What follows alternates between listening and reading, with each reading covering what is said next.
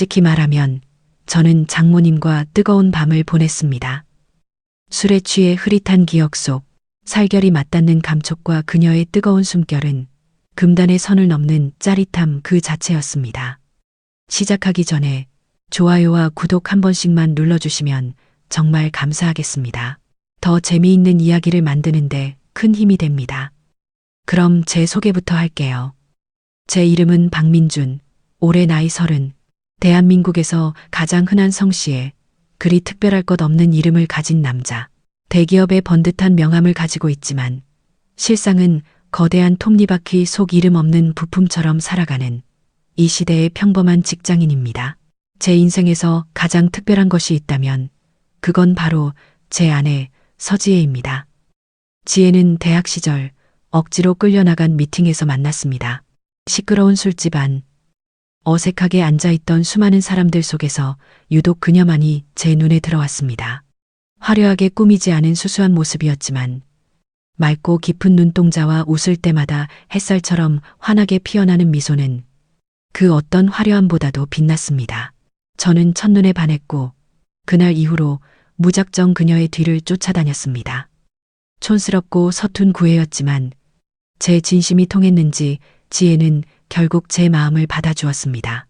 우리는 5년이라는 긴 시간 동안 뜨겁게 사랑했고 양가 부모님의 축복 속에서 마침내 부부의 연을 맺었습니다. 결혼 생활은 꿈처럼 행복했습니다. 퇴근 후 지혜가 차려준 따뜻한 저녁을 먹고 소파에 나란히 앉아 시시콜콜한 하루 일과를 나누는 것. 주말이면 손을 잡고 동네 공원을 산책하고 가끔은 즉흥적으로 교회로 훌쩍 떠나는 것. 그 소소한 일상들이 제게는 세상 가장 큰 행복이었습니다. 그리고 결혼 2년 차가 되던 해봄, 우리에게 기적 같은 선물이 찾아왔습니다. 임신 테스트기에 선명하게 새겨진 2줄. 그 2줄은 단순한 선이 아니라 우리 부부의 사랑의 결실이자 새로운 세상으로 향하는 문이었습니다. 저는 지혜를 번쩍 들어안고 뱅글뱅글 돌며 기쁨을 만끽했습니다. 우리는 아직 보이지도 않는 아이의 베넷저고리를 사고 아이 방을 어떻게 꾸밀지 밤새워 의논하며 설렘 가득한 나날을 보냈습니다. 그때까지는 몰랐습니다. 그토록 찬란했던 행복 뒤에 길고 어두운 터널이 우리를 기다리고 있다는 것을. 지옥은 입덧이라는 이름으로 찾아왔습니다. 드라마에서 보던 것처럼 욱하고 헛구역질 몇 번 하는 낭만적인 수준이 아니었습니다. 지혜의 입덧은 전쟁이었습니다. 처음에는 냄새에 민감해지는 것부터 시작했습니다. 제가 좋아하는 김치찌개 냄새는 물론이고 밥 짓는 냄새, 심지어 과일 향기까지도 그녀를 괴롭혔습니다. 결국 저는 집에서 모든 요리를 포기해야 했습니다. 상황은 날이 갈수록 악화되었습니다. 물 한 모금 넘기는 것조차 힘들어했고 간신히 무언가를 먹어도 몇 분 안에 모두 개원했습니다. 한때 복숭아처럼 생기 넘치던 아내의 얼굴은 핏기 하나 없이 창백한 밀랍 인형처럼 변해갔습니다. 밤이 되면 아내는 화장실 변기를 붙들고 서럽게 울었고 그 울음소리는 얇은 벽을 넘어 제 심장을 갈기갈기 찢어놓았습니다. 저는 무력하게 아내의 등을 쓸어내려주는 것 외에는 아무것도 할 수 없었습니다. 병원에서는 시간이 약이라는 말만 앵무새처럼 되풀이할 뿐이었습니다. 회사에서의 삶도 팍팍했습니다. 실적 압박과 상사의 끝없는 잔소리, 녹초가 되어 돌아온 집에는 생기를 잃어가는 아내의 고통만이 저를 기다리고 있었습니다. 내가 남편으로서, 가장으로서 너무 무능한 건 아닐까? 칠흑 같은 자괴감이 매일 밤 저를 덮쳐왔습니다. 사랑하는 아내를 위해 아무것도 해줄 수 없다는 무력감은 저를 깊은 절망의 늪으로 끌어당겼습니다. 바로 그때였습니다. 전라남도 해남, 땅끝 마을에서 홀로 농사를 지으며 지내시던 장모님께서 구세주처럼 나타나신 것은 딸이 눈에 바려 도저히 일이 손에 잡히지 않는다며 기어코 바리바리 짐을 싸들고 서울로 올라오신 겁니다. 장모님의 이름은 김영숙. 올해 52이셨지만 흙을 만지며 평생을 살아온 분답지 않게 피부가 곱고 자태가 단아하셨습니다. 세월의 흔적이 담긴 눈가의 잔주름마저도 우아하게 느껴지는 분이었습니다. 장모님이 오신 첫날 기적 같은 일이 일어났습니다. 장모님은 부엌에서 한참을 뚝딱거리시더니 살얼음이 동동 뜬 시원한 동치미 국수 한 그릇을 아내에게 내미셨습니다. 냄새가 거의 나지 않는 음식이었습니다. 아내는 반신반의하며 국수 한 젓가락을 입에 넣었습니다. 그리고는 개워내지 않았습니다. 몇 주 만에 처음으로 음식을 제대로 삼킨 것입니다. 그 모습을 지켜보던 저와 장모님은 서로를 바라보며 말없이 안도의 한숨을 내쉬었습니다. 그날 이후 장모님은 저희 집의 등대 같은 존재가 되셨습니다. 매일 아내의 상태를 꼼꼼히 살피며 그날 아내가 먹을 수 있는 음식을 귀신같이 찾아내 만들어 주셨습니다.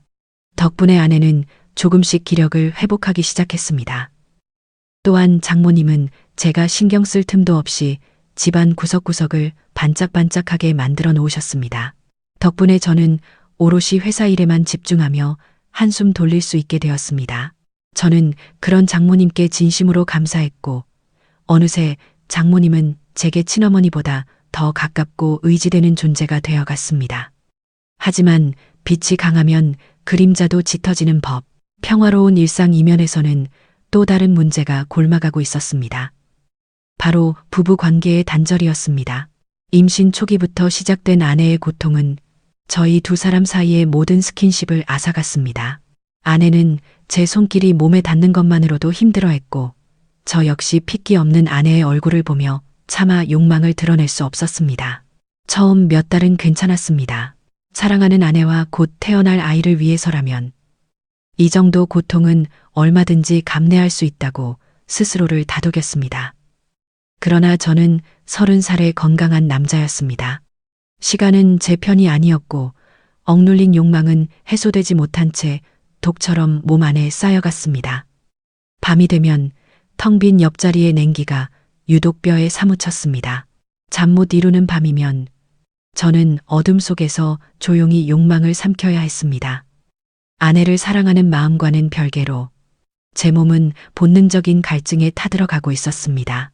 그 갈증은 저를 서서히 그러나 확실하게 잠식해 들어왔습니다. 지옥 같던 10달이 지나고 아내는 제왕절개 수술 끝에 3.2kg의 건강한 아들을 낳았습니다. 쭈글쭈글한 얼굴에 베넷짓을 하는 작은 생명체를 품에 안는 순간 그간의 모든 고통과 서름이 눈 녹듯 사라지는 기분이었습니다. 하지만 출산 역시 끝이 아닌 새로운 시작이었습니다. 수술 부위의 통증, 낯선 육아에 대한 공포와 스트레스는 아내를 벼랑 끝으로 내몰았습니다. 결국 우리는 병원과 연계된 고급 산후조리원에서 2주간 몸을 추스르기로 결정했습니다. 아내와 갓 태어난 아들이 조리원으로 들어간 날, 텅 빈 집에 돌아오니 이상한 해방감과 함께 감당할 수 없는 외로움이 동시에 밀려왔습니다. 아이의 울음소리와 아내의 잔소리로 가득 찼던 공간이 숨막히는 정적으로 채워졌습니다. 그리고 그 집에는 저와 장모님 단둘만이 남게 되었습니다. 민준 서방, 저녁은 먹었는가? 내가 간단하게 뭐라도 차려줄까? 아닙니다, 장모님. 저녁 생각 별로 없네요. 그냥 좀 쉬겠습니다. 저는 장모님의 따뜻한 제안을 애써 거절하고 제 방으로 들어왔습니다. 왠지 모를 어색함이 목을 조르는 것 같았기 때문입니다. 장모님은 제게 한없이 고마운 분이었지만 성인 남자와 성인 여자가 단둘이 한 공간에 남겨졌다는 사실이 마치 현미경으로 들여다본 것처럼 선명하게 의식되기 시작했습니다. 그날 밤 저는 잠을 이룰 수 없었습니다. 고요한 집안에는 제 심장 소리와 냉장고 돌아가는 소리만이 가득했습니다. 몇 달간 강철 같은 이성으로 억눌러왔던 욕망이 마침내 고삐 풀린 야수처럼 울부짖기 시작했습니다. 머릿속에서는 안 돼, 박민준. 넌 아내를 배신할 수 없어라는 이성의 목소리와 딱 한 번만 이건 배신이 아니야. 그저 해소일 뿐이야 라는 악마의 속삭임이 치열하게 싸웠습니다. 그리고 그 싸움의 승자는 언제나처럼 악마였습니다. 저는 조심스럽게 방문을 열고 거실로 나갔습니다. 장모님 방문에서는 규칙적인 숨소리가 새어 나오고 있었습니다. 안도한 저는 발소리를 죽인 채 서재로 향했습니다. 그리고 제 인생 최악의 실수를 저지르고야 말았습니다. 긴장이 풀린 탓인지 서재 문을 닫는 것을 깜빡 잊은 것입니다. 저는 컴퓨터를 켜고 아주 익숙하고 능숙한 손놀림으로 즐겨찾기 폴더 깊숙이 숨겨둔 성인 사이트에 접속했습니다. 화면 가득 펼쳐지는 자극적인 영상들은 제 마지막 남은 이성의 끈을 가차없이 끊어버렸습니다. 헤드폰을 타고 흘러나오는 날것의 신음소리는 현실의 정적을 깨고 제 귓속을 뜨겁게 파고들었습니다. 저는 더 이상 참을 수 없다는 생각에 조용히 의자에서 내려와 바닥에 무릎을 꿇었습니다. 그리고는 오랜 시간 굶주렸던 제 자신을 위로하기 시작했습니다. 온 신경이 예민하게 곤두서고 숨소리가 거칠어지며 모든 것이 폭발하기 직전에 그 찰나 끼익 등 뒤에서 세상 모든 소리를 집어삼킬 만큼 크고 선명하게 문 열리는 소리가 들렸습니다. 심장이 쿵 하고 바닥을 뚫고 지하 벙커까지 추락하는 기분이었습니다. 온몸에 피가 역류하는 것 같았습니다. 아닐 거야. 제발 아닐 거야. 현실을 부정하며 뻣뻣하게 굳은 목을 마치 녹슨 기계처럼 삐걱거리며 천천히 돌렸습니다. 그리고 저는 보고야 말았습니다. 활짝 열린 문틈으로 이 세상의 것이 아닌 듯한 표정으로 저를 쳐다보고 있는 장모님을 장모님의 얼굴에는 단순한 충격이나 놀라움 같은 단편적인 감정이 아니었습니다. 깊은 경멸과 혐오, 어찌할 바를 모르는 당혹감, 그리고 딸을 가진 어미로서 느끼는 약간의 연민이 뒤섞인 그야말로 형언할 수 없는 표정이었습니다. 시간은 엿가락처럼 늘어졌습니다. 모니터에서는 여전히 민망한 소리가 배경음악처럼 흘러나오고 있었고 저는 바지를 내린 추하고 꼴사나운 모습으로 그 자리에 화석처럼 굳어 있었습니다. 장모님 목소리가 갈라져 나왔습니다. 혀가 마비되어 제대로 된 단어를 만들어내지 못했습니다. 장모님은 아무 말도 하지 않았습니다. 그저 저를 제 추악한 욕망의 현장을 꿰뚫어 볼 듯이 쳐다보기만 할 뿐이었습니다. 그 시선이 너무나 날카로워 온몸에 보이지 않는 상처가 나는 것 같았습니다. 영원 같던 몇 초가 흐른 뒤 장모님은 조용히, 아주 조용히 문을 닫으셨습니다. 철컥 경첩이 맞물리는 그 작은 소리는 제 인생의 한 챕터가 끝났음을 알리는 장송곡처럼 들렸습니다. 저는 그 자리에 힘없이 주저앉았습니다. 온몸에서 기운이 빠져나가고 식은땀이 등줄기를 타고 폭포수처럼 흘러내렸습니다. 끝났다. 내 결혼 생활도, 내 인생도 모든 게 끝났다. 머릿속이 하얗게 비어버렸습니다. 아내가 이 사실을 알게 되면 나를 벌레 보듯 경멸하겠지? 상상만으로도 숨이 막혀왔습니다. 그날 밤 저는 단 한숨도 자지 못한 채 서재 바닥에 차가운 냉기를 느끼며 뜬 눈으로 지옥 같은 시간을 보내야 했습니다. 다음 날 아침 식탁에 앉은 저는 사형 집행을 기다리는 죄수와 같았습니다. 장모님께서 차려주신 북엇국에서는 비린내만 진동하는 것 같았고 밥알은 마치 유리 조각처럼 목구멍을 긁어댔습니다. 고개를 푹 숙인 채 장모님의 시선을 피하기만 했습니다. 수저 부딪히는 소리만이 망치 소리처럼 어색하게 식탁 위를 맴돌았습니다. 이 숨막히는 침묵을 깨고 무릎이라도 꿇고 빌어야 하나 수십 번을 고민했지만 입이 떨어지지 않았습니다. 그때 장모님께서 먼저 그 무거운 침묵을 깨셨습니다. 민준 서방. 네. 장모님. 저는 올 것이 왔다는 생각에 눈을 질끈 감았습니다. 심장이 발소리를 내며 목구멍까지 치고 올라오는 기분이었습니다. 어젯밤 일 말인데 죄송합니다. 제가 죽을 죄를 졌습니다. 저도 모르게 외치듯 사죄의 말이 튀어나왔습니다. 장모님은 제 돌발 행동에 잠시 놀란 듯 했지만 이내 차분한 목소리로 말을 이었습니다. 나 아무한테도 말 안 할 걸세. 예상치 못한 말에 저는 고개를 들 수 없었습니다. 얼굴이 불타는 듯 뜨거웠습니다. 자네 심정 내가 왜 모르겠나. 혈기왕성한 젊은 나이에 지혜가 임신하고 출산하는 동안 자네도 마음고생 많았겠지. 내가 이해 못할 것도 아니야. 차라리 욕을 하고 뺨이라도 한 대 올려붙이셨다면 마음이 덜 비참했을 겁니다. 저를 이해한다는 듯한 그 관용 섞인 말씀이 오히려 날카로운 칼이 되어 제 양심을 더욱 깊숙이 찔러왔습니다. 하지만 장모님은 젓가락을 내려놓고 저를 똑바로 쳐다보며 말했습니다. 그렇다고 그게 올바른 방법은 아닐세. 혹시라도 밖에 나가서 딴 생각 품을까봐 내가 걱정이 돼서 하는 말이야. 그건 우리 지혜한테 씻을 수 없는 상처를 주는 일이고 자네 인생도 망치는 길이야. 정 힘들면 나중에 지혜 몸 좀 괜찮아지면 부부 상담이라도 같이 받아보는 게 어떻겠나? 전문가의 도움을 받는 게 부끄러운 일은 아니야. 죄송합니다, 장모님. 정말 면목이 없습니다. 저는 진심을 다해 고개를 숙였습니다. 눈물이 핑 돌아 시야가 흐려졌습니다. 제 추악한 모습을 보고도 저를 꾸짖기보다 제 미래와 제 가정을 먼저 걱정해 주시는 장모님 앞에서 저는 한없이 작아졌습니다. 됐네. 사내 자식이 뭘 그런 거 가지고 오늘은 그냥 나랑 술이나 한잔하면서 다 털어버리세. 속에 담아두면 병되는 법이야. 장모님은 자리에서 일어나 냉장고에서 소주 2병과 오징어, 땅콩 같은 마른 안주를 꺼내 오셨습니다. 그렇게 저와 장모님의 제 인생을 송두리째 바꿔놓을 기묘하고도 위험천만한 술자리가 시작되었습니다. 거실 테이블에 마주 앉았지만 어색함에 쉽게 술잔을 들지 못했습니다. 장모님께서 먼저 잔을 채워 제게 건네셨습니다. 자, 밖에. 인생 살다 보면 이런 일도 있고 저런 일도 있는 거지. 너무 마음에 담아두지 말게. 저는 두 손으로 공손히 잔을 받아 단숨에 들이켰습니다. 씁쓸한 알코올이 식도를 타고 뜨겁게 흘러내렸습니다.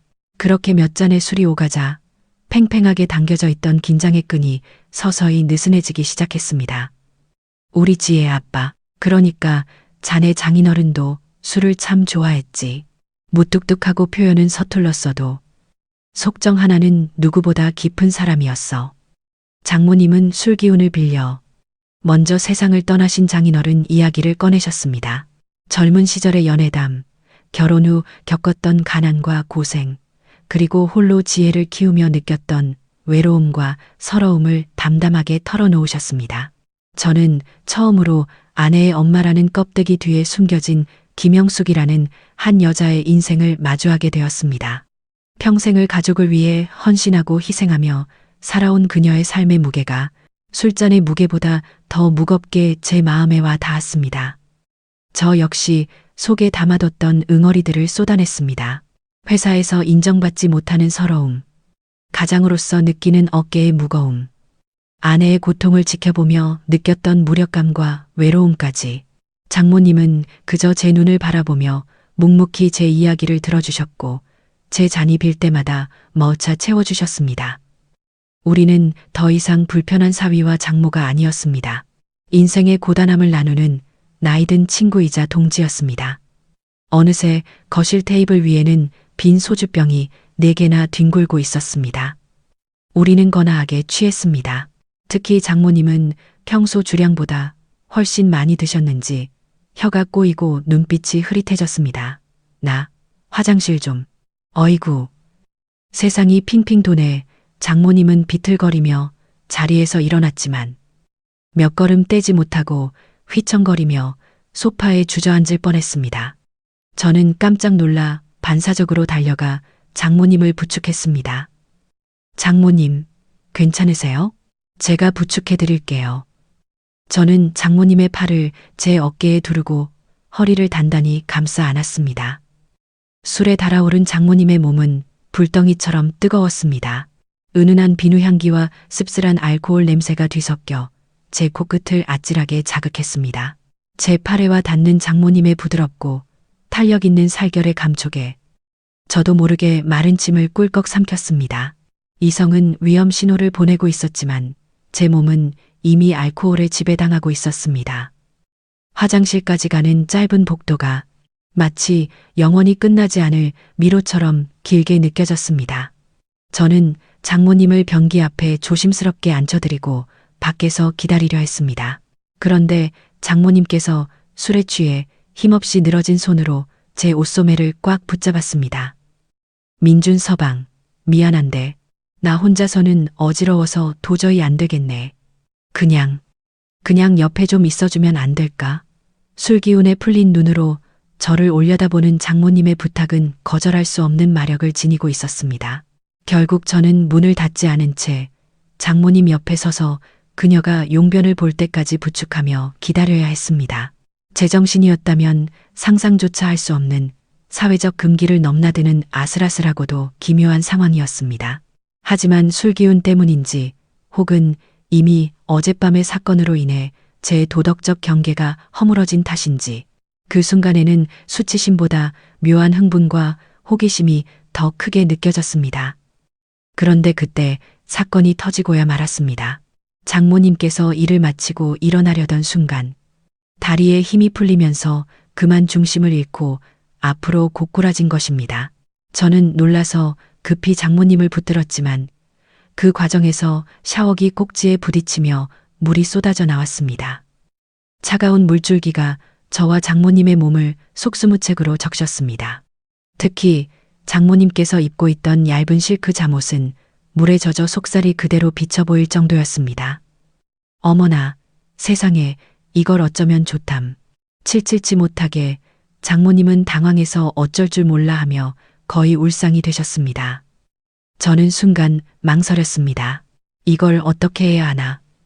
하지만 흠뻑 젖은 옷을 입고 계시게 할 수는 없는 노릇이었습니다. 장모님, 일단 방으로 가시죠. 이러다 감기 드시겠어요. 제가 옷 갈아입으시는 거 도와드릴게요. 저는 장모님을 다시 부축해 장모님의 방으로 향했습니다. 방에 들어서자 은은한 라벤더 향기가 코를 간지렸습니다. 저는 장모님을 침대 가장자리에 앉히고 옷장에서 보송보송한 새 잠옷을 꺼내왔습니다. 그리고 저는 제 인생에서 결코 건너지 말았어야 할 강을 건너고야 말았습니다. 흠뻑 젖어 몸에 착 달라붙은 잠옷을 벗겨드리기 위해 저는 어쩔 수 없이 장모님의 몸에 손을 대야 했습니다. 떨리는 손으로 잠옷 상의의 단추를 하나씩 풀었습니다. 제 손끝이 스칠 때마다 장모님은 움찔하며 약한 신음을 흘렸습니다. 마침내 마지막 단추가 풀리고 젖은 상의를 벗겨내는 순간 저는 숨을 멈췄습니다. 브래지어 위로 봉긋하게 솟아오른 나이를 가늠할 수 없는 풍만한 가슴이 제 눈앞에 드러났습니다. 이어서 젖은 잠옷바지를 벗겨내기 시작했습니다. 허리에 고무줄을 잡고 천천히 바지를 아래로 내렸습니다. 축축하고 차가운 실크의 감촉 아래로 장모님의 따뜻하고 부드러운 맨살이 제 손등을 농밀하게 스쳤습니다. 그 순간 마치 강한 전류에 감전된 것처럼 짜릿한 감각이 척추를 타고 온몸으로 퍼져나갔습니다. 잠옷이 완전히 벗겨지고 제 눈앞에 장모님의 나신이 고스란히 드러났습니다. 50대라는 나이가 믿기지 않을 정도로 희고 매끄러운 피부, 그리고 세월의 흐름 속에서도 여전히 여성적인 매력을 잃지 않은 아름다운 곡선. 저는 숨을 쉬는 것조차 잊었습니다. 애써 시선을 피하려 했지만 제 눈은 자석에 이끌린 쇳가루처럼 그곳에 고정되었습니다. 심장이 흉곽을 부수고 튀어나올 것처럼 미친 듯이 뛰기 시작했습니다. 어젯밤의 추태와는 비교도 안 될 정도의 강렬한 수치심과 동시에 감당할 수 없는 배덕감 넘치는 흥분이 저를 집어삼켰습니다. 지금 이 이야기를 들으면서 어떤 생각이 드시나요? 만약 당신이 저였다면 이 상황에서 어떻게 행동했을 것 같으세요? 이성을 붙잡고 방을 나갔을까요? 아니면 저처럼 본능에 굴복했을까요? 댓글로 여러분의 생각을 남겨주세요. 이 순간 제가 느꼈던 이 복잡한 감정을 여러분은 어떻게 생각하실지 정말 궁금하네요. 저는 간신히 마지막 남은 이성의 끈을 붙잡았습니다. 최대한 아무렇지 않은 척 기계적인 동작으로 수건을 가져와 장모님의 젖은 몸을 닦아드리고 새 잠옷을 입혀드렸습니다. 그 짧은 순간이 마치 한 편의 슬로우 모션 영원처럼 느껴졌습니다. 제 손길이 닿을 때마다 장모님의 몸은 미세하게 떨리고 있었습니다. 그것이 추위 때문인지 아니면 다른 감정 때문인지는 알 수 없었습니다. 고맙네. 민준 서방 장모님은 술기운과 민망함에 얼굴이 잘 익은 사과처럼 붉어져 있었습니다. 저를 제대로 쳐다보지도 못하고 고개를 푹 숙이고 있었습니다. 아닙니다. 그럼 푹 주무십시오. 저는 장모님을 침대에 눕혀드리고 이불을 목까지 꼼꼼히 덮어드린 뒤 도망치듯 방을 빠져나왔습니다. 제 방으로 돌아와 침대에 그대로 쓰러졌습니다. 심장은 여전히 미친 듯이 날뛰고 있었고 온몸은 불덩이처럼 뜨거웠습니다. 술기운과 방금 전에 충격적인 광경이 뒤섞여 머릿속이 용광로처럼 들끓었습니다. 미쳤어, 박민준. 넌 정말 짐승이야. 스스로를 자책하고 욕했지만 손끝에 생생하게 남은 장모님의 부드러운 살결의 감촉과 눈앞에 아른거리는 그 관능적인 모습은 좀처럼 사라지지 않았습니다. 저는 그렇게 혼란과 욕망과 죄책감이 뒤섞인 감정의 소용돌이 속에서 스르르 잠에 빠져들었습니다. 얼마나 시간이 흘렀을까? 지독한 숙취로 인한 두통과 갈증에 눈을 떴습니다. 머리가 깨질 듯 아팠고 속이 울렁거렸습니다. 흐릿한 시야에 익숙한 제 방에 흰색 천장이 아닌 꽃무늬가 그려진 낯선 벽지가 들어왔습니다. 여기가 어디지? 정신을 차리려고 애쓰며 몸을 일으키려는데 무언가 제 팔을 베고 옆에 누워 있다는 것을 깨달았습니다. 부드럽고 따뜻한 감촉, 그리고 어젯밤 제 코끝을 간지렸던 장모님에게서 나던 은은한 라벤더 향기. 고개를 돌려 옆을 확인하는 순간 저는 그대로 얼어붙었습니다. 세상의 모든 소리가 멎고 시간과 공간이 정지해버린 것 같았습니다. 제 옆에는 장모님께서 잠들어 있었습니다. 그것도 거의 아무것도 걸치지 않은 상태로 어깨를 고스란히 드러낸 채 아이처럼 새근새근 잠든 장모님의 모습은 이 세상의 것이 아닌 것처럼 비현실적이었습니다. 당황해서 이불을 들쳐 제 몸을 확인했습니다. 저 역시 속옷 한 장만 걸친 반나체의 상태였습니다.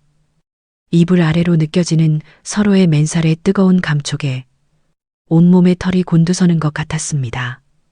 이게 도대체 어떻게 된 일이야?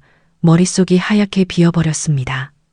어젯밤 장모님을 침대에 눕혀드리고 제 방으로 돌아온 것까지는 분명히 기억이 났습니다. 그런데 그 이후의 기억이 전혀 없었습니다.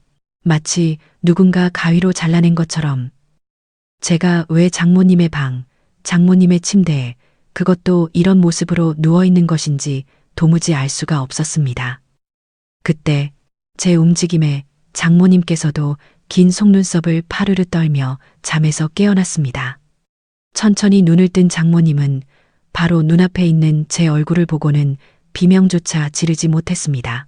그저 눈을 동그랗게 뜨고 순식간에 핏기가 가신 얼굴로 저를 바라볼 뿐이었습니다. 그녀의 눈동자 속에는 공포와 혼란, 그리고 깊은 절망이 담겨 있었습니다. 서방, 장모님, 어젯밤에 우리 혹시 무슨 일이 있었습니까? 우리는 마치 감전이라도 된 것처럼 서로에게서 황급히 몸을 떼고 이불로 각자의 몸을 필사적으로 가렸습니다. 방 안에는 숨막히는 정적만이 흘렀습니다. 저는 감히 장모님을 쳐다볼 수 없었고 장모님 역시 고개를 숙인 채 어깨를 떨고 있었습니다. 우리는 아무 말도 하지 못하고 서로의 눈치만 살폈습니다. 먼저 침묵을 깬 것은 장모님이었습니다. 어젯밤 우리가 술을 너무 많이 마셨나 보네. 나는 정말이지 아무것도 기억이 안 나. 장모님의 목소리는 물에 젖은 솜처럼 축축하고 힘이 없었습니다. 저도 마찬가지입니다. 장모님. 정말 아무 기억이 안 납니다. 제가 왜 여기에 와 있는지조차.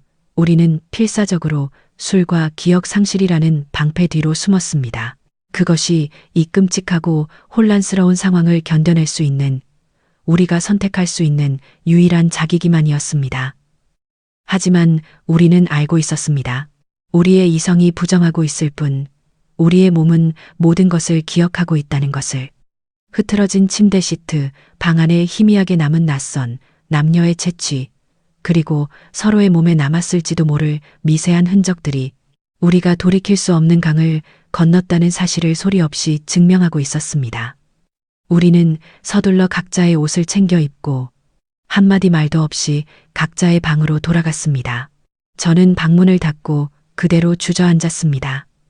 심장이 제멋대로 날뛰었고 온몸이 사시나무처럼 떨렸습니다. 무슨 일이 있었던 걸까? 정말로 우리가 선을 넘은 걸까? 상상하고 싶지 않았지만 머릿속은 이미 온갖 배덕하고 금기된 그림들로 가득 차 있었습니다. 그날 이후 집안의 공기는 시베리아의 동토처럼 차갑게 얼어붙었습니다. 이전의 어색함과는 차원이 다른 무겁고 끈적끈적하며 위험한 긴장감이 우리 사이를 맴돌았습니다. 우리는 한 집에 살면서도 서로를 유령처럼 대했습니다. 식사도 각자 방에서 해결했고 거실에서라도 마주치면 어색하게 고개를 숙인 채 서둘러 자리를 피했습니다. 하지만 물리적인 거리가 멀어질수록 제 머릿속에서 장모님의 존재는 오히려 비대하게 커져만 갔습니다. 잠을 자려고 눈을 감으면 그날 아침에 보았던 장모님의 나신이 망령처럼 떠올랐습니다. 기억나지 않는 그 공백의 시간을 멋대로 상상하며 스스로를 괴롭혔습니다. 그리고 더 큰 문제는 제가 장모님을 더 이상 장모님이나 어머니로 볼 수 없게 되었다는 것입니다. 어쩌다 마주친 장모님의 모습 하나하나가 제게는 의미심장하고 관능적으로 다가왔습니다. 주방에서 설거지하시는 장모님의 잘록한 허리와 동그랗게 솟은 엉덩이 라인, 무심코 머리를 쓸어 넘길 때 드러나는 하얀 목덜미와 잔머리, 저를 부르는 나지막하고 부드러운 목소리, 그 모든 것이 제 안에 잠들어 있던 제가 애써 외면해왔던 짐승을 깨우는 것 같았습니다. 저는 그런 생각을 하는 제 자신에게 구역질 나는 혐오감을 느끼면서도 한편으로는 뇌를 마비시키는 듯한 죄책감 섞인 흥분을 떨쳐낼 수가 없었습니다. 아내 지혜에 대한 미안함에 가슴이 찢어질 것 같았지만 제 몸은 이미 장모님을 여자로 인식하고 갈망하기 시작했습니다. 이것은 명백한 배신이었고 그 어떤 변명으로도 용서받을 수 없는 죄악이었습니다. 저는 매일 밤 아내와 아들의 사진을 보며 수십 번, 수백 번 다짐했습니다.